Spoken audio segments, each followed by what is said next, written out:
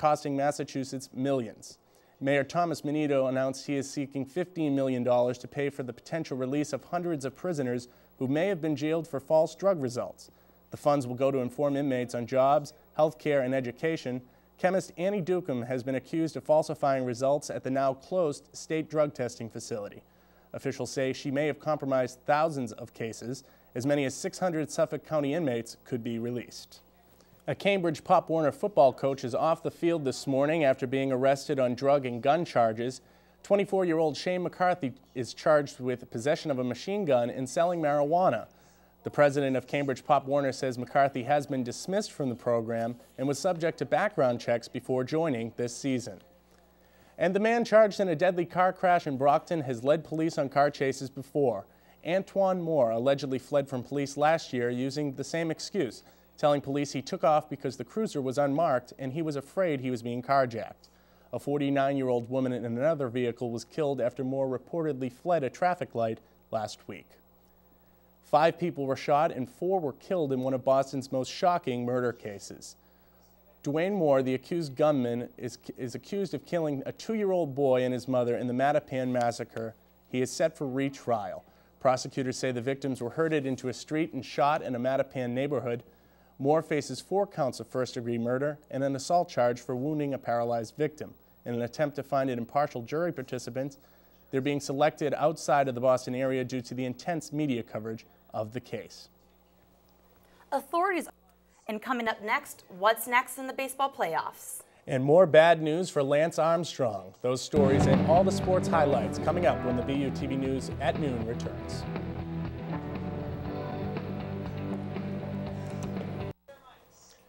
Cycling is in the headlines again this morning. Lance Armstrong is facing more fallout from the doping scandal. Sandeep Chandrasekhar, he's here with the latest on sports. Oh man, the news is not really good on Lance. The tumultuous month for Lance Armstrong will continue. And the New England Patriots are playing the New York Jets this weekend for the first time this season. Going to be a good game. Both of them are 3-3 this year. They're playing in Foxborough. You want to grab a beer for the game? No doubt. I mean, this is huge because every team in the AFC East is 3-3. This is a monumental game. Let's grab a beer. Down for it. And there's a singer who wants to put a ring on it. That is, a Super Bowl ring. That's right, Beyonce is the halftime show performer at the upcoming Super Bowl. The NFL confirmed the news, releasing the photo of Beyonce with the date of the Super Bowl stamped across her face. That is February 3rd, 2013. It's in New Orleans. Last time Beyonce performed at the Super Bowl, the Pats won.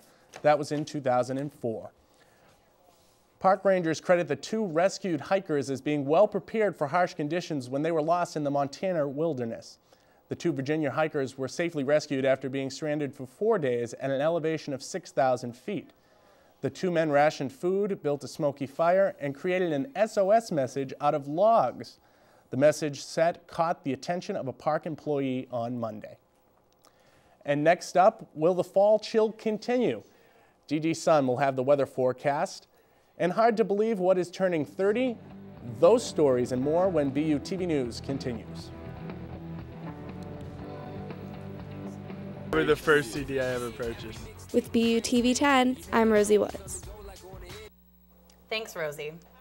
Seems like there was a lot of NSYNC and Backstreet Boy fans out there. What was your first CD, Mike?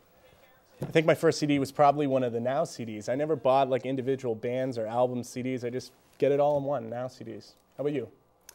Spice Girls? Probably Spice Girls. We're going to have to go with that. Spice Girls, sounds good. And that's it for BUTV News at noon. I'm Victoria Price. And I'm Mike Neff. Thanks for watching. Have a great day. That was pretty good, wasn't it? Yeah. Banter. Arrange the scripts. Boom.